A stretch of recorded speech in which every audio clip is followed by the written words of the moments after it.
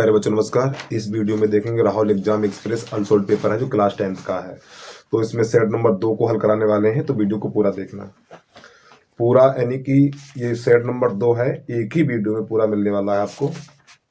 ठीक है, इसको टुकड़े नहीं करेंगे हम, यानी एक ही वीडियो में पूरा अनसोल्ड हल करके दिखा देंगे। तो प्रश्न नंबर पहला देखिए, आपको जो स्क्रीन पे दिख रहा होगा, जब 3 सेंटीमीटर बड़ी जब 3 से बड़ी अभाज्य संख्या है, देखो 3 से बड़ी अभाज्य संख्या कुछ भी ले लें आप, ठीक है। जैसे कि 3 से बड़ी अभाज्य संख्या आपने मान लो 5 ले लिया, अभाज्य संख्या वो होती है जो किसी से ना कटे। 5 ले लिया, 7 ले लिया और इसके बाद 11 ले लिया आपने, ठीक। अब कह रहा है इनके वर्ग, इनका वर्ग करिए, इसका 25 होता है, इसका 49 होता है और इसका होता है 121, ठीक। 6 से विभाजित किया जाए तो शेषफल कितना होगा, इसमें 6 का भाग लगाइए, इसमें 6 का भाग लगाइए और इसमें 6 का भाग लगाइए, ठीक। और भी आगे संख्या ले सकते हैं, 13 है, 17 है, 19 है, ज्यादा नहीं लेके करना, आपको खाली समझ लेना है। तो 6 का भाग 24 में लगाएंगे तो शेषफल 1 बचेगा, 6 चौक 24, 1 बच गया, 6 अट्ठे 48, 1 बच गया। अब इसमें देखो 6 दूनी 12, तब 1 बच गया, तो 1 शेष बचेगा आपका। उम्मीद है आपको समझ में आ गया, इसका पहले का एक आंसर हो गया आपका। आगे देखिए प्रश्न नंबर 2, यानी n² - 1 और 8 से विभाजित है, 8 से विभाजित है। तो प्यारे बच्चों इस प्रकार का प्रश्न होगा, तो यहाँ पे n का मान एक विषम संख्या होगी, n का मान एक विषम संख्या होगी। देखिए यहाँ पर n है, n एक को छोड़ के कुछ भी ले सकते हो, यानी कि 3, 5, 3, 5, 7 और भी 9 ले सकते हो। अब देखो यहाँ पे 3 रखो, तो n की जगह 3 रखेंगे, 3 3 9 -1/8, तो कितना बचेगा 8/8, तो ये 8 से कट जाएगा। अब यहाँ पे आप 5 रखेंगे, n की जगह 5 रखेंगे, 25 और 25 में से घटाएंगे 24, 24 में 8 का भाग लग जाएगा, ठीक है। तो इसका आंसर हो जाएगा विषम। प्रश्न नंबर 3 देखिए, यदि समीकरण के मूलों का योग, ठीक सही समीकरण ये है आपका, यानी x² - k + 6 और यहाँ पर है x और +2 2k - 1 और बराबर 0 के मूलों का योगफल, ठीक है, मूलों का योगफल और उनके गुणनफल का आधा हो तो k का मान ज्ञात कीजिए। तो प्यारे बच्चे आपको बता दो, यहां पर देखिए थोड़ा ध्यान से समझिए।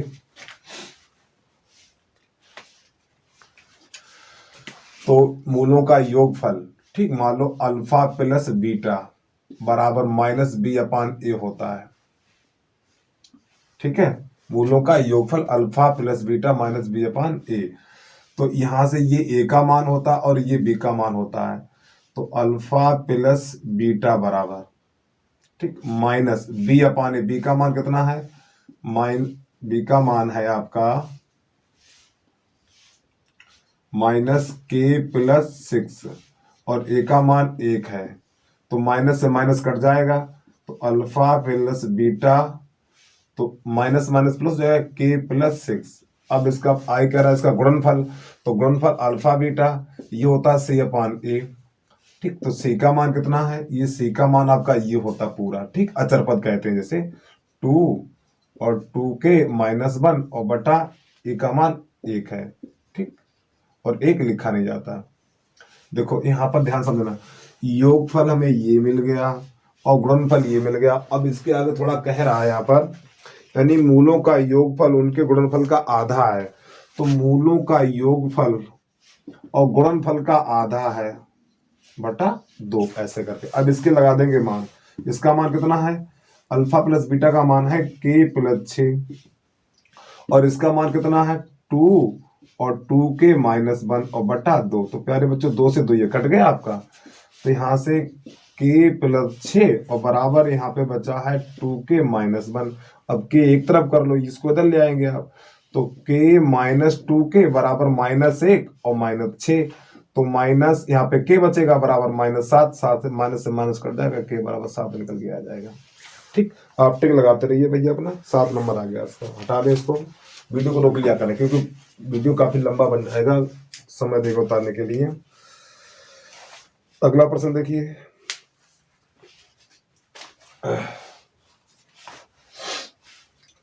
प्रश्न नंबर है आपका 4,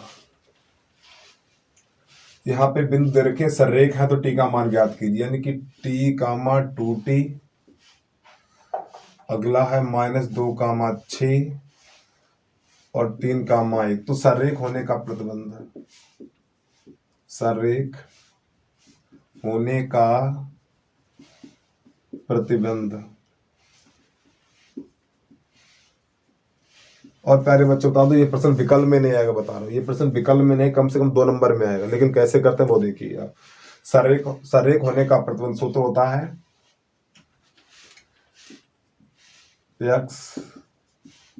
x2 और x3 बराबर 0, y minus y, y minus y और y माइनस वाई।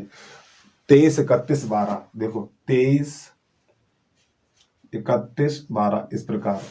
अब x1 का मान कितना है, t है तो यहाँ t लगा दो। y2 का मान कितना है, 6 है तो 6 लगा दो। y3 का मान 1 है, प्लस x2 का मान -2 है, y3 का मान 1 है, y1 का मान 2t है, प्लस x3 का मान 3 है, y1 का मान 2t है और y2 का मान -6 बराबर 0। इसको हल कर दो तो प्यारे बच्चों यहाँ पे बचेगा 5, यानी 5t हो जाएगा ये आपका 5t।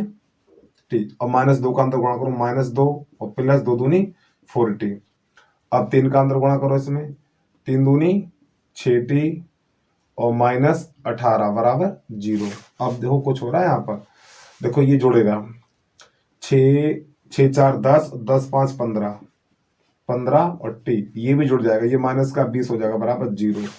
अब 20 को उधर भेज दें आप, तो 15t बराबर हो जाएगा 20 और 15 का लग जाएगा भाग, तो t बराबर हो जाएगा 15, 20/15, 20/15। अब ये 5 से कट जाएगा, 5 3 15, 5 4 20, तो t का मान निकलेगा 4/3। मिलाओ भैया, आंसर टिक लगाइए आप जल्दी से बना, 4/3 इसका आंसर होगा। ठीक, अगला देखिए। सररेख होने का प्रतिबंध इस प्रकार लगाएंगे आप प्रश्न को।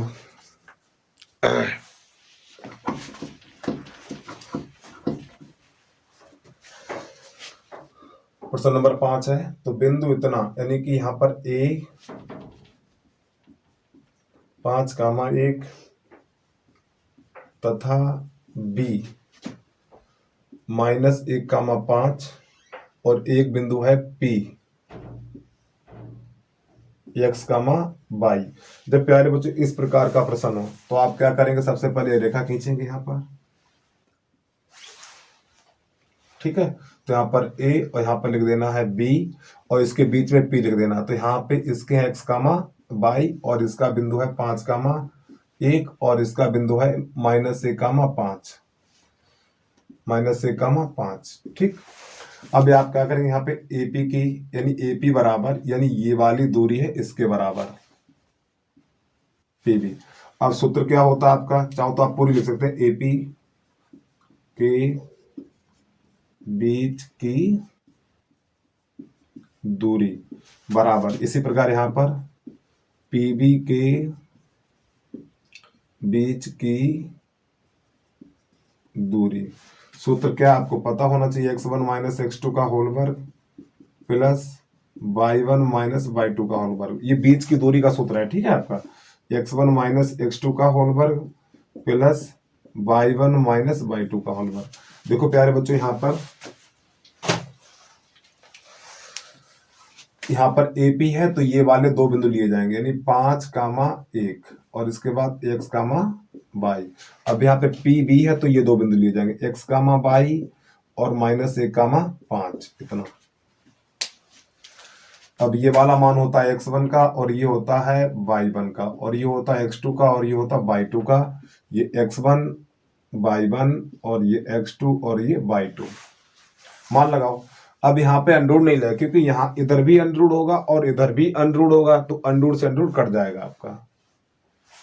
तो x1 का मान कितना है, x1 का मान है, x1 का मान 5 और x2 का मान है x, इसका होल वर्ग प्लस y1 का मान है 1 और y2 का मान है y और इसका होल वर्ग बराबर। इसी प्रकार यहाँ पर x1 का मान x और x2 का मान -1 तो +1 हो जाएगा और इसका होल वर्ग।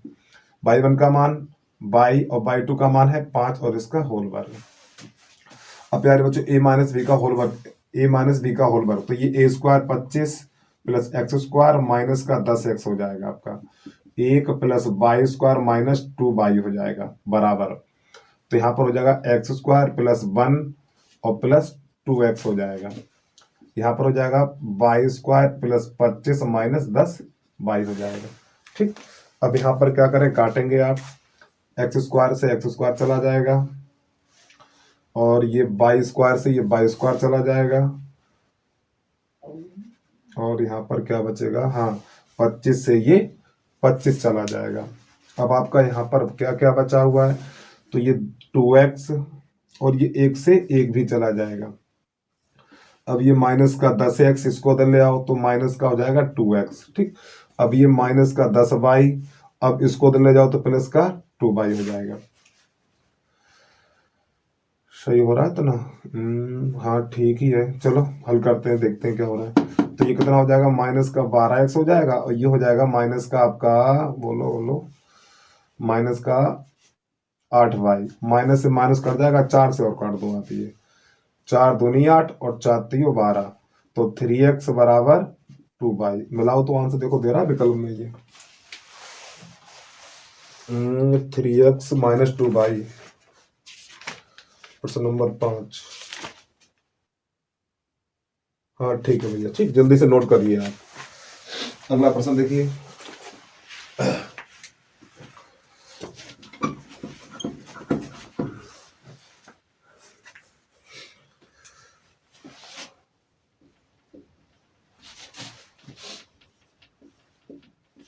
प्रश्न नंबर है आपका 6। 4 सेंटीमीटर त्रिज्या वाले बेलनाकार बर्तन में पानी है। ठीक है, एक एक 3 सेंटीमीटर त्रिज्या वाले ठोस गोलाकार पानी में डाला जाता है। एक 3 सेंटीमीटर त्रिज्या वाला एक ठोस गोला पानी में डाला जाता है ताकि वह पानी से पूरी तरह से डूब जाए, तो बर्तन में उठे पानी का स्तर बताइए। तो प्यारे बच्चों, यहाँ पर बेलन है और एक गोला है। ठीक, तो यहाँ पर क्या करें, बेलन का आयतन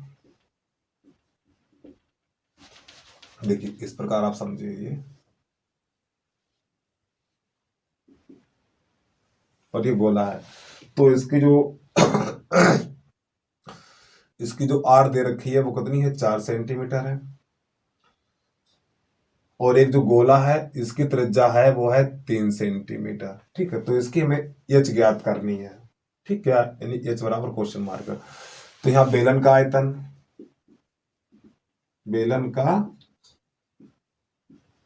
आयतन बराबर गोले का आयतन। ठीक, बेलन का आयतन पाई आर स्क्वायर एच और गोले का आयतन 4/3 पाई आर क्यों। देखो बड़ी आर लेंगे क्योंकि गोले की त्रिज्या बड़ी आर ली हमने। ठीक है, ये तो पाई से पाई निकाल दो, तो इस आर का मान कितना है, 4 गुणा 4 और गुणा एच बराबर 4/3। इस आर का मान है 3 गुणा 3 गुणा 3, एक 3 से ये 3 निकल गया, ये 4 से ये 4 निकल गया, तो 4h बराबर 3 त्रिका 9, इसका भाग लग जाएगा, h बराबर 9/4। जल्दी से कर लो भाई। अगला देखिए, प्रश्न नंबर 7। मेरे बच्चों प्रश्न नंबर 7 है आपका, जो व्यास दे रखा है, यानी व्यास बराबर दे रखा आपका 1.6 मीटर। ठीक है, और व्यास को लिखा जाता 2r और 1.6। अब देखो मीटर को जब सेंटीमीटर में चेंज करते हैं तो 100 का गुणा करेंगे इसमें। ठीक है, तो गुणा 100, तो आपका हो जाएगा 2 1 2, तो ये हो जाएगा 50 और 16 पंजे 80। कितना हो जाएगा, 16 पंजे 80 और 10 से पीछे 1 अंक है, तो इसकी जो आर हो जाएगी वो 80 सेंटीमीटर हो जाएगी आपकी। अब इसकी जो ऊंचाई है वो कितनी है, इसकी जो ऊंचाई है आपकी, कहाँ चलेगी, ऊंचाई है इसकी 20 सेंटीमीटर। अब यहाँ पे प्रश्न कह रहा है बेलन का वक्र पृष्ठीय क्षेत्रफल तथा संपूर्ण पृष्ठीय क्षेत्रफल का अनुपात, ये कह रहा। तो यहां पर आप क्या करेंगे, तो यहां पर जो होता है यानी एच बटा, क्योंकि जो सूत्र होता है आपका ये होता है, देखो 2 पाई r h और बटा 2 पाई r और कोष्टक के अंदर r प्लस एच, ये सूत्र होता है। ठीक, ये बग पृष्ठ का होता है, ये संपूर्ण पृष्ठ का होता है। अब यहां से ये कट जाएगा आपका, एच का मान कितना है 20 है। ठीक, अब आर का मान कितना है, आर का मान है 80 और प्लस एच का मान 20 है। तो इसे आप जोड़ेंगे तो 20/100, 20 एकन 20, 20 पंजे 100, तो 1:5 आ गया इसका। उम्मीद आपको समझ में आ गया होगा भाई। अगला देखिए क्वेश्चन आप,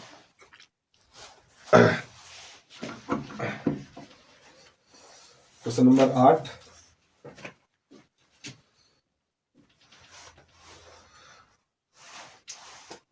देखो इस प्रकार का प्रश्न होगा तो इसका आंसर 1 होगा। ठीक है, इसका आंसर 1 होगा। आगे देखिए प्रश्न नंबर 9, 2 tan 30, 2 tan, प्रश्न नंबर 8 का आंसर 1 है। ठीक है, इसको याद कर लें आप, 2 tan 30 और बटा 1 प्लस tan स्क्वायर 30 अंश।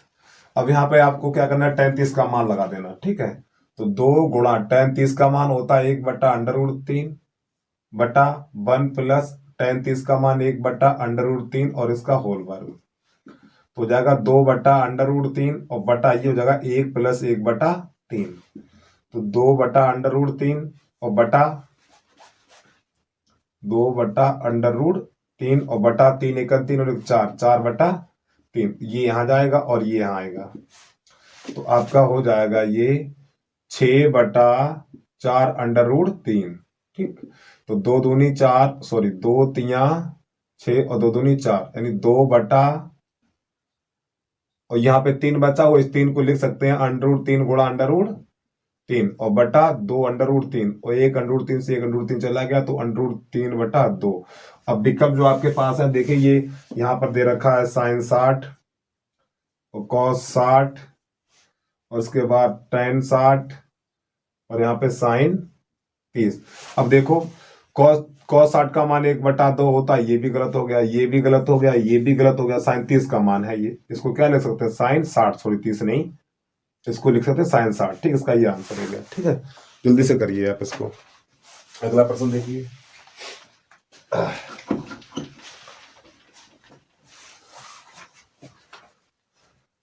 प्रश्न नंबर है आपका 10। प्रश्न नंबर 10 कह रहा आर त्रिज्या वाले, अब ध्यान से इस प्रश्न को थोड़ा समझना। ठीक है, आर त्रिज्या वाले आर त्रिज्या वाले अर्धवृत्त ये रहा। ठीक है, तो यहां पर ये आपकी त्रिज्या है। अब यहां से क्या करेंगे, यानी कि आर त्रिज्या वाले अर्धवृत्त के अंतर्निहित एक बड़े से बड़े समबाहु त्रिभुज का क्षेत्रफल ज्ञात कीजिए। ठीक, अब इसका समबाहु त्रिभुज का क्षेत्रफल निकालना है। एक ये हो गया आपका और एक ये हो गया, तो यहां पर क्या करेंगे, ये मान लो त्रिभुज बन गया आपका। ठीक है, और प्यारे बच्चों ये कोण जो अर्धवृत्त में बना कोण समकोण होता है, बता दूं ये आधा ही तो वृत्त है, तो अर्धवृत्त में बना कोण समकोण होता है। तो यहाँ पे जो कोण बनेगा वो 90 अंश का होगा, तो ए बी सी यहाँ पे हो जाएगा आपका ओ, तो ये आपका समकोण त्रिभुज हो गया। ये क्या हो गया, आपका समकोण त्रिभुज हो गया। अब ये क्या है आपका, यहां से लेके यहां तक ये व्यास है अर्थात 2r है, और ये इसकी त्रिज्या r है। ठीक, तो यहाँ पे क्या करें, समबाहु त्रिभुज का क्षेत्रफल,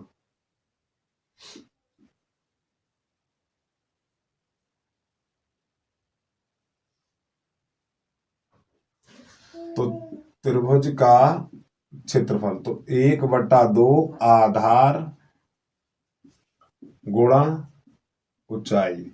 ठीक है, तो 1/2 आधार यानी ये वाला आधार, ये समकोण त्रिभुज का क्षेत्रफल है, ये हो जाएगा आधार 2r और इसकी ये हो जाएगी ऊंचाई r, तो 2 से 2 कट जाएगा ये, तो आपका r² आंसर आ गया है। हाँ है, तो ये 10वां है, 10वें का है आपका। ठीक है, ये इसका आंसर हो जाएगा। जल्दी से करिए प्रश्न नंबर 11, यानी कि वृत्ताकार मार्ग है, मार्ग ऐसे करके ये। ठीक, ये यानी कि प्रश्न कह रहा है एक वृत्ताकार पार्क के चारों ओर समान चौड़ाई का पथ बनाया गया है और वृत्ताकार पथ का व्यास तथा आंतरिक परिधियों का अंतर इतना है, तो पथ की चौड़ाई ज्ञात कीजिए। पथ की चौड़ाई ज्ञात यानी कि हमें ये चीज बतानी है। अब प्यारे बच्चों ध्यान समझना, ये वृत्त का केंद्र होता है, ठीक है। देखो यहां से लेके यहां तक ये आंतरिक त्रिज्या R2 कहलाती है, या छोटी r भी कह सकते हैं आप, ठीक। और यहां से लेके यहां तक ये बड़ी त्रिज्या कहलाती है, ऐसे करके। तो हमें क्या करना है, ये चौड़ाई निकालनी है, ये वाली, अर्थात ये दूरी निकालनी है। तो यहाँ पे इसकी जो बड़े वाला परिधि है, ये परिधि है, ये वाली बड़े वृत्त की परिधि है, तो 2πr इसकी परिधि हो जाएगी, और इसकी परिधि क्या हो जाएगी, इस वाले छोटे वाले वृत्त की 2πr। अब प्रश्न कह रहा है इनकी परिधियों का अंतर, यानी इसमें से इसे घटाएंगे, 2πr और -2πr और बराबर 132 दे रखा है। अब प्यारे बच्चों यहाँ से 2πr हम कॉमन लेंगे, 2πr कॉमन लेंगे तो r माइनस r बराबर 132। तो 2 गुणा पाई का मान 22/7 लगा देना है, तो r माइनस r बराबर हो जाएगा 132। तो 22 एकन 22 और 22 छक्का इतना होता है, 2 एकन 2 और 2 तिया 6। तो यहाँ पे बचा हुआ r माइनस r/7 बराबर 3, इसके नीचे कर लो, और r माइनस 3 बराबर 21 सेंटीमीटर। ठीक, ये इसका आंसर आ गया। यानी जो इस पथ की चौड़ाई निकलेगी वो कितनी होगी, 21 सेंटीमीटर होगी। यहाँ पर ये क्या कर दिया हमने, सॉरी यहाँ r माइनस r होगा ये, ठीक। बड़ी में से छोटा हटा देंगे तो उसकी चौड़ाई निकल के आ जाएगी। जल्दी से करिए, इसके बाद अगला प्रश्न देखिए आप।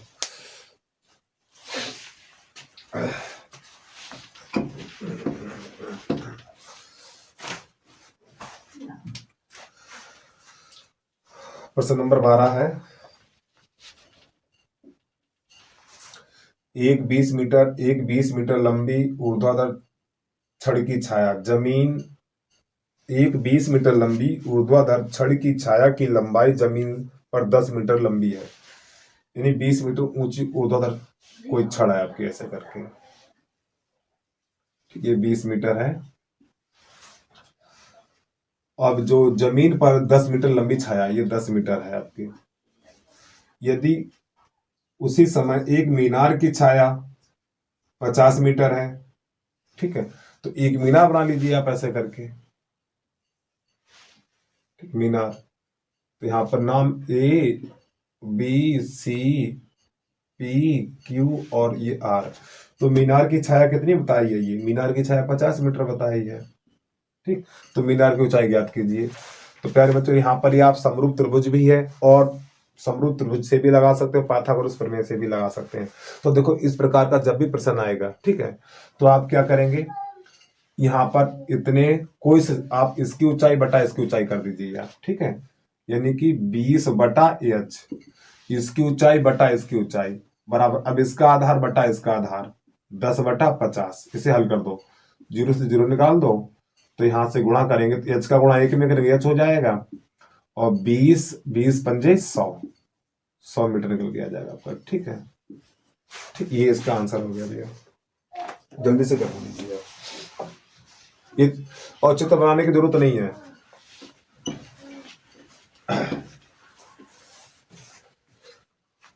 प्रश्न नंबर 13, दो समरूप त्रिभुजों की संगत भुजाओं का अनुपात दे रखा 4:9। तो इनके क्षेत्रफलों का अनुपात कितना होगा, तो प्यारे बच्चों इनका वर्ग हो जाएगा, 4/9 का वर्ग कर देंगे, यानी जब इनका वर्ग करेंगे तो आपका 16:81 हो जाएगा, ठीक। ये संगत भुजाओं का अनुपात है, तो क्षेत्रफलों का अनुपात पूछा है तो उनका वर्ग कर दीजिए, ठीक। इसका आंसर ये हो जाएगा। प्रश्न नंबर 14 देखिए, A और A प्लस, यहाँ पे दे रहा A और B प्लस C, इसके बाद है B और C प्लस A, और अगला बिंदु है C और A प्लस B। तो प्रश्न कह रहा है त्रिभुज का क्षेत्रफल है, तो त्रिभुज का क्षेत्रफल निकालना भाई। त्रिभुज का क्षेत्रफल 1/2 x1 plus x2 plus x3 और बराबर 0। तो y minus y y minus y और y माइनस वाई। सूत्र पता होना चाहिए, 23, 31 और ये 12। मान लगाओ तो 1/2। x का मान कितना है, a है, और y2 का मान कितना, ये रहा y2 का मान c प्लस a, और y3 का मान ये, तो इसके अंदर गुणा हो जाएगा माइनस का, तो -a माइनस b, इस प्रकार। और x2 का मान कितना है, b है, तो b लिख दो। और y3 का मान a प्लस b, और y1 का मान ये है, तो माइनस का b और माइनस का c हो जाएगा। और x3 का मान c है, y1 का मान b प्लस c, y2 का मान माइनस, y2 का मान ये, फिर इसके चिन्ह बदल जाए क्योंकि यहाँ माइनस है, तो c माइनस a। अब प्यारे बच्चों, a से a कट गया, b से b कट गया और c से c कट गया, तो यहाँ पे 1/2। तो अंदर गुणा करना, a का c में करेंगे तो ac, और a का b में करेंगे तो माइनस का ab, प्लस इसका इसमें करेंगे तो ab, ठीक है, और इसका इसमें करेंगे तो माइनस का bc, प्लस इसका इसमें करेंगे तो bc और माइनस ac।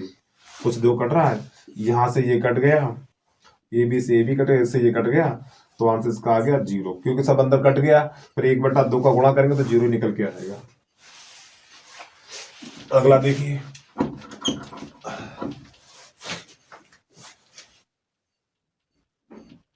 प्रश्न नंबर 15 है, t, 2t -2, 6 और 3, 1 सररेख है, तो यानी इतने का मान होगा। तो सररेख होने का प्रतिबंध, सररेख होने का प्रतिबंध,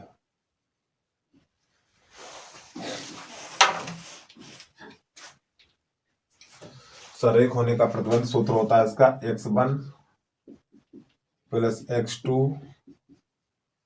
प्लस x3 बराबर 0। y minus y, y minus y और y माइनस वाई। 23, 31, 12, 23, 31 और ये 12। मान लगा दो भाई, x1 का मान t है और y2 का मान 6, माइनस y3 का मान 1 है, प्लस x2 का मान -2 है, तो हम माइनस लगा देंगे इस प्रकार ये, और y3 का मान 1 और y2 का मान, सॉरी y1 का मान 2t, प्लस x3 का मान 3 और y1 का मान 2t और y2 का मान 6 और बराबर 0।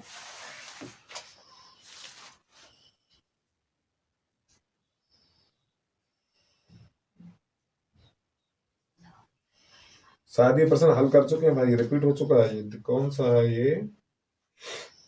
प्यारे बच्चों, प्रश्न नंबर 4 है ये, प्रश्न नंबर 4 दोबारा आ गया, ठीक, हटा दे इसको मैं। प्रश्न नंबर 4, प्रश्न नंबर 15, प्रश्न नंबर 4 बिल्कुल सेम है। क्वेश्चन नंबर 16 देखिए आप, a, 0 और 0, b और a, 1, ठीक। तो सररेख है तो ये सिद्ध करना है, यानी ये बात ये ज्ञात करना है, a इसका मान निकालना है। तो सररेख होने का प्रतिबंध, जो भी सूत्र लिखा था हमने दोबारा फिर लिखे, अब हम हिंदी लिख लेना, सररेख होने का प्रतिबंध यहाँ पे लिख लेना। चलो लिखे दे रहे, हम नहीं लिखेंगे तो आप भी नहीं लिखोगे फिर। सररेख होने का प्रतिबंध, ठीक। तो ये x1, x2, x3 बराबर 0, तो y minus y, y minus y और ये y माइनस वाई। 23, 31, 12, 23, 31 और ये 12। तो x1 का मान कितना, a है, y2 का मान b, y3 का मान 1, प्लस x2 का मान कितना है, 0 है। जब प्यारे बच्चों कोष्टक से बाहर 0 मिल जाए तो अंदर वाले मान रखने की जरूरत नहीं है। प्लस x3 का मान 1, y1 का मान 0 और y2 का मान b और बराबर 0। अब यहाँ पे इसका अंदर गुणा करेंगे तो ए बी माइनस ए, ठीक, इसका अंदर गुणा करेंगे तो ए बी माइनस ए, ये तो 0 ही हो गया। अब यहाँ माइनस का b बराबर 0। अब आपको क्या करना है, यहाँ पर ए बी को उधर भेज देंगे या इन दोनों को उधर भेज दो, ठीक। तो यहाँ पे हो जाएगा आपका ए बी बराबर ए प्लस बी, तो ए प्लस बी बराबर ए बी। ठीक। अब दोनों पक्षों में ए बी का भाग देने पर, दोनों पक्षों में ए बी का भाग देने पर, ठीक, जो दोनों पक्षों में ए बी का भाग लगाएंगे आप यहाँ पर, तो आपका हो जाएगा ए बटा ए बी प्लस बी बटा ए बी बराबर ए बी बटा ए बी। तो प्यारे बच्चों यहाँ पे पूरा कट जाएगा, यहाँ ए से ए निकल जाएगा, बी से बी निकल जाएगा, एक एक बच जाएगा ऊपर।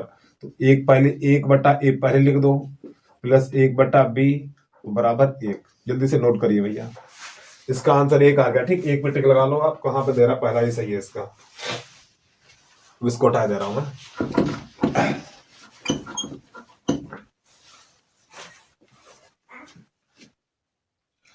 प्रश्न नंबर 17 देखिए, यहाँ पे कह रहा है -3, 4 और इसके बाद 1, -2।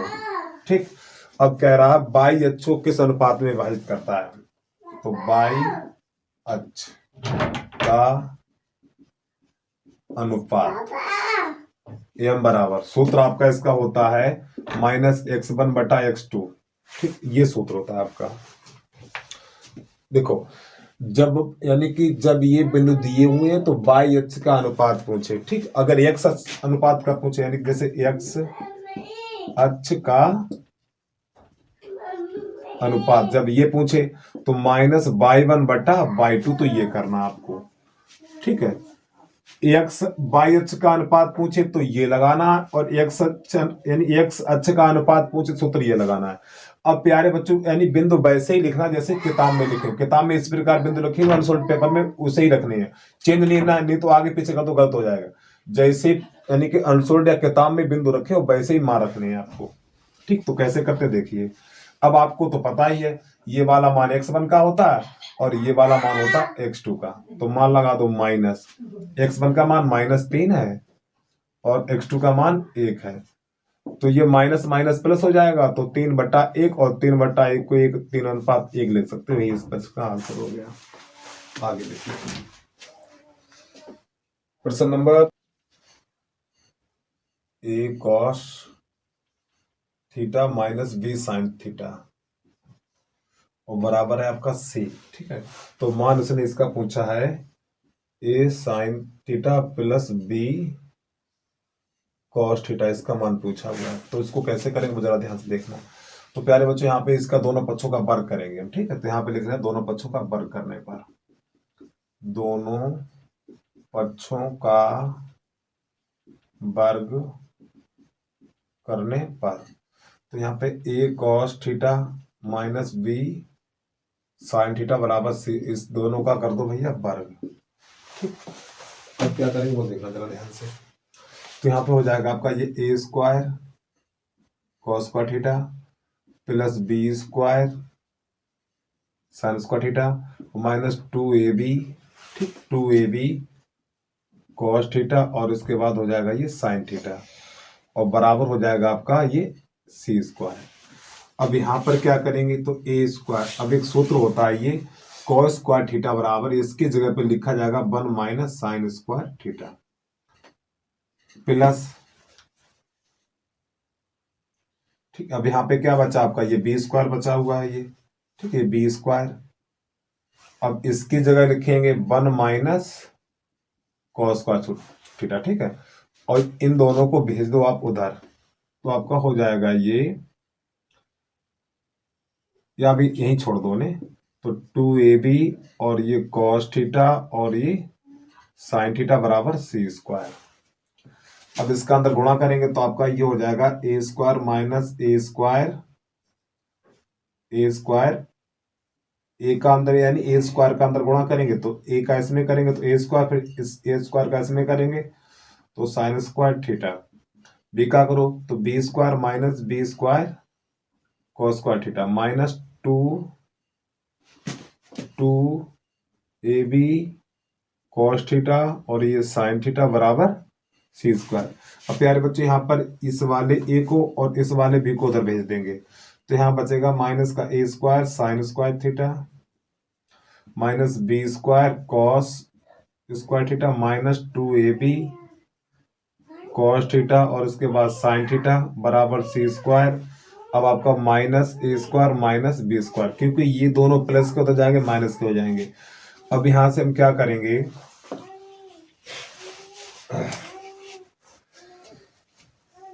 यहां से हम क्या करेंगे, माइनस ले लेंगे कॉमन, ठीक, यानी माइनस का भाग करने पर, जब माइनस का यानी माइनस का गुणा करेंगे तो माइनस का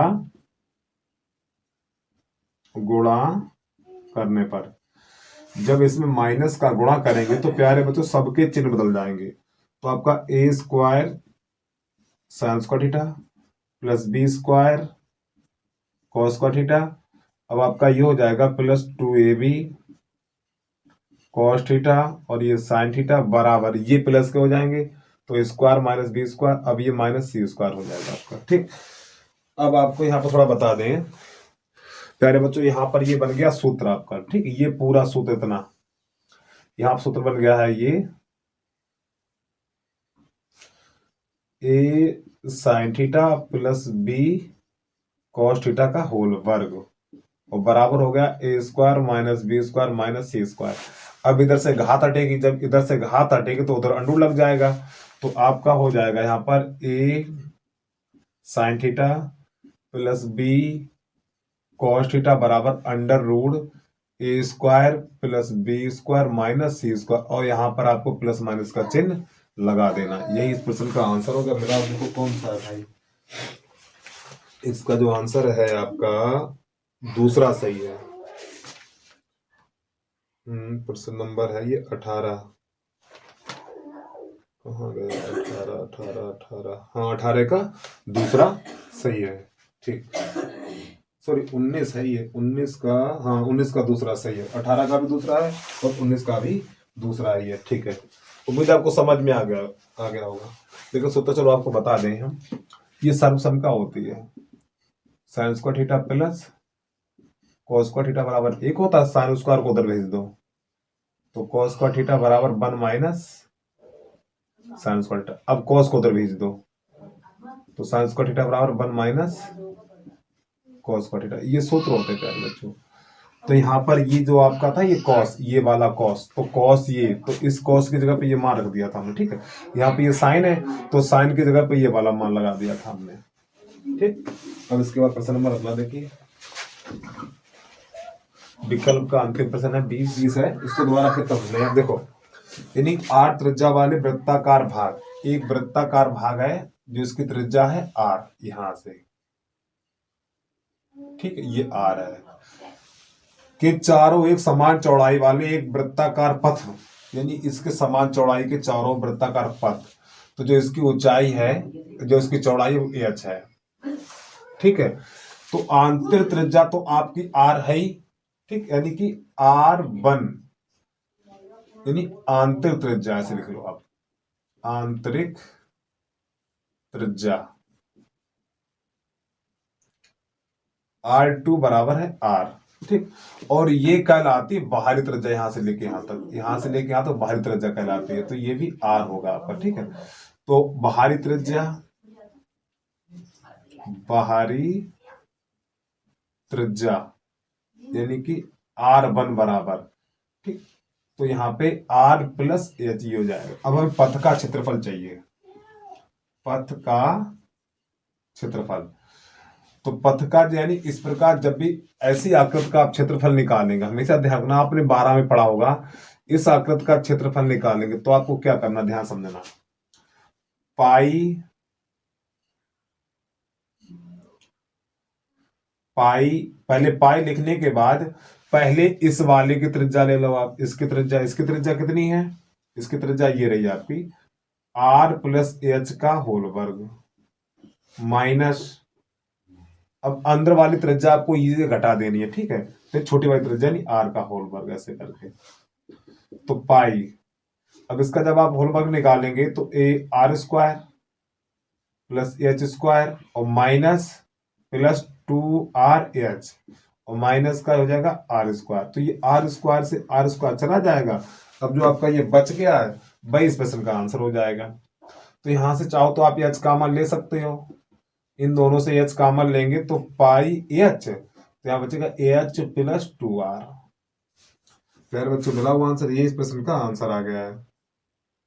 ठीक, पाई एच और 2R, हाँ इसका 2 आंसर आ गया, 20 में का दूसरा, 20 का दूसरा।